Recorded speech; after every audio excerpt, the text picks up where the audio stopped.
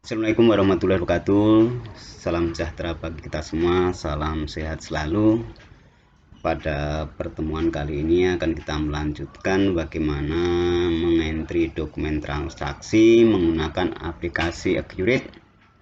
Pada tahap sebelumnya kita sudah mengentry dokumen sampai dokumen ke-10. Langsung aja kita akan membuka database pada PT Angkasa menggunakan aplikasi Accurate 5 versi edukasi. Kita tunggu dulu sampai keluar modul create-nya. Di sini sudah masuk di Accurate. Berikutnya kita buka data perusahaan. Kita cari penyimpanan dokumen yang kita buat. Dokumen yang telah kita buat. Nah, di sini PT Angkasa open. Oke, kita tunggu. Nah, sekarang sudah masuk ke daftar pengguna. Kita masukkan kata kuncinya sama dengan kata penggunanya, supervisor. Setelah itu kita oke. Nah, untuk melihat transaksi sebelumnya, yaitu transaksi dokumen ke-10, yaitu dokumen pembelian, kita lihat ada di daftar, masukkan pembelian, faktur pembelian. Nah, di sini kita lihat tanggalnya dari tanggal 01 bulan 12 2015 sampai saat tanggal ini aja. Nah, sudah muncul, bisa kita lihat transaksi yang terakhir, yaitu transaksi pembelian pada PT Lodan. Ada invoice-nya, fakturnya senilai 331.100.000. Totalnya sudah sama. Selanjutnya kita simpan dan tutup. Kita close. Untuk menu daftarnya, daftar pembeliannya. Selanjutnya kita entry dokumen ke-11, yaitu nota kredit dari PT Lodan. Dokumen ke-11 di sini, nota kredit dari PT Lodan, berarti ada retur pembelian. Untuk mengentry retur pembelian ini pada aplikasi Accurate, kita masuk ke menu pembelian, kemudian klik retur pembelian. Kita vendornya atau suppliernya kita pilih PT Lodan. Terus ini retur pembelian, kita returnya NK1, tanggalnya jangan sampai salah, tanggal 11 Desember 11 bulan 12 15. Terus kita retur untuk faktur invoice sebelumnya F05, kita pilih fakturnya F05. Sudah, baru kita masukkan item dari yang barang yang diretur. Kita klik di menu description untuk milih barangnya. Di sini ada IPM-nya 1 unit, kita pilih yang IPM dulu. Apakah Anda ingin meretur semua barang? No. Baru kita masukkan kuantitinya 1 unit. Terus kita tab, price-nya sama 16 juta, kita tab lagi. Terus berikutnya barang yang kedua, kita deskripsinya kita pilih master.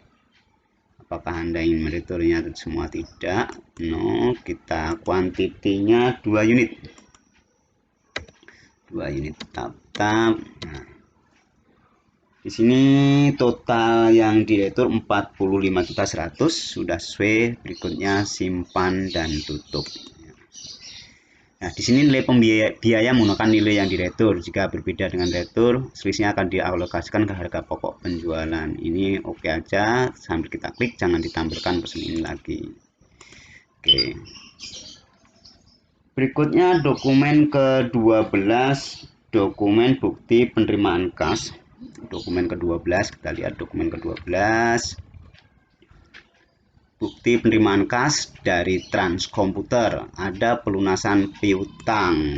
Ada pelunasan piutang, berarti kita masuk ke menu penjualan, penerimaan penjualan, kita cari customernya yaitu Transkomputer. Nah, berikutnya dokumennya BKM 02, tanggalnya jangan sampai salah, tanggal 12 dan 12 2015. Tanggal ceknya juga tidak boleh salah, tanggal ceknya 12 bulan 12 2015. Sekarang jumlah ceknya kita isi cek amount senilai 231 juta sesuai yang ada di dokumen. Nah, setelah itu kita alokasikan ke pembayaran untuk faktur F12 211 yaitu tanggal 6 Desember. Kita klik kolom bayar yang bawah yang tanggal 6 Desember. Setelah klik bayar, kita simpan dan tutup.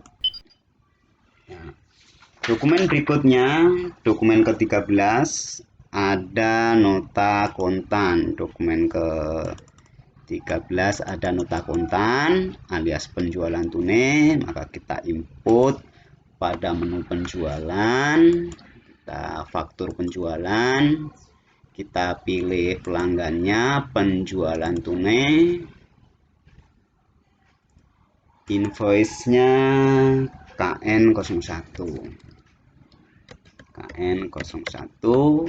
tanggal transaksinya jangan sampai salah, tanggal 13 Desember 2015, pengirimannya sama 13 Desember 2015, terminnya COD. Berikutnya kita pilih itemnya di sini IBM-nya ada 7 unit IBM 7 unit, harga per unitnya 18 juta. Teksnya kita ketik T, masuk pajak. Berikutnya barang yang kedua adalah IBM, barang yang kedua Acer. Barang yang kedua Acer, jumlah unitnya ada 8 unit, harga per unitnya 14.500. T, kita pajaknya, kita enter. Nah, setelah kita enter semua, ada nilai jumlahnya 266.200.000 rupiah, sudah sama. Berikutnya karena ini penjualan secara tunai, maka langsung penjualan ini kita terima pembayarannya dengan klik bayar yang ada di bawah tengah paling kiri ini, kita klik bayar. Oke, ini double klik tadi, double nota kontannya, kita bayar. Nah, setelah dibayar, berikutnya kita simpan dan tutup. Oke, maka akan ada tulisan paid. Nah, artinya sudah bayar, kita simpan dan tutup.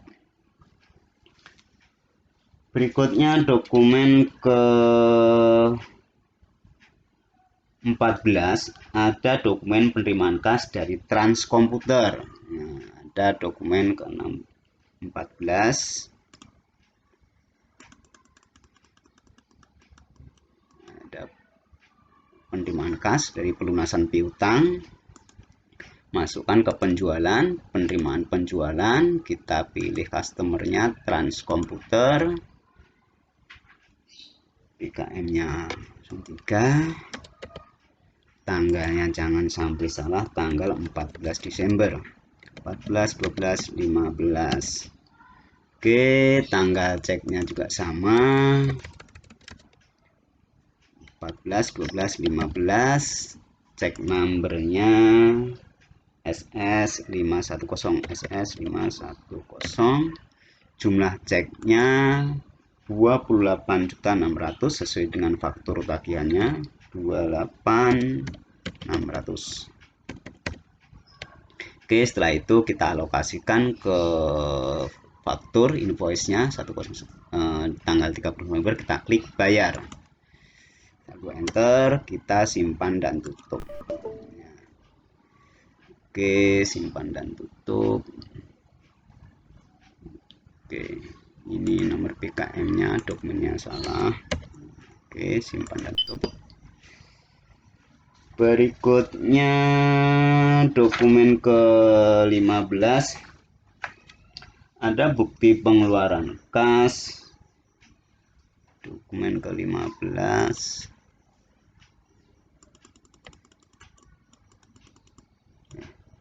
bukti pengeluaran kas untuk ke kas negara, pembayaran angsuran PPh pasal 25 bulan November, PPh angsuran.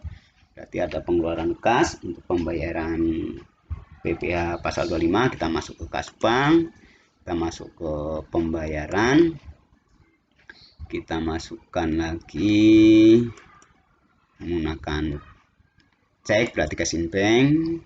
Berikutnya tanggalnya jangan sampai salah, tanggal 15 Desember 2015.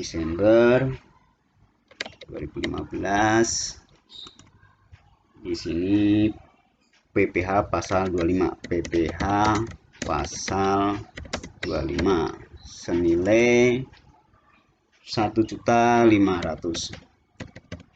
PPh pasal 25 ini berarti angsuran pajak dibayar di muka, prepaid income tax ya. Kita masukkan prepaid income tax. Oke, prepaid income tax yang sudah kita masukkan, simpan dan tutup. Berikutnya dokumen ke-16 itu pembayaran dividen. Pembayaran dividen senilai 45 juta, tapi dividennya ini senilai 5.000 per lembar dengan jumlah lembaran 10.000, maka kas yang seharusnya dibayarkan adalah 50 juta. Dividennya ini 50 juta, ada potongan pajaknya 10%, 5 juta, maka kas yang dikeluarkannya 45 juta. Untuk mengentri dokumen ini kita masukkan ke kas bank, pembayaran masih menggunakan cash in bank, tanggalnya tanggal 17 Desember 2015, memonya pembayaran dividen. Oke, jumlahnya 45 juta, kas yang dikeluarkan 45 juta, akun yang kita bayarkan adalah dividen senilai 50 juta, dividennya senilai 50 juta. Oke, berikutnya akun selanjutnya adalah pajak, berarti income tax payable. Income tax payable, kita cari income tax payable. Income tax payable-nya senilai 5 juta. Di sini karena ini saldonya itu saldo kredit, maka di sini kita beri tanda minus 5 juta. Oke, setelah itu kita simpan dan tutup. Demikian tadi untuk entry dokumen transaksi dari dokumen transaksi ke-10 sampai ke-16. Sampai ketemu di pertemuan berikutnya. Saya ucapkan terima kasih.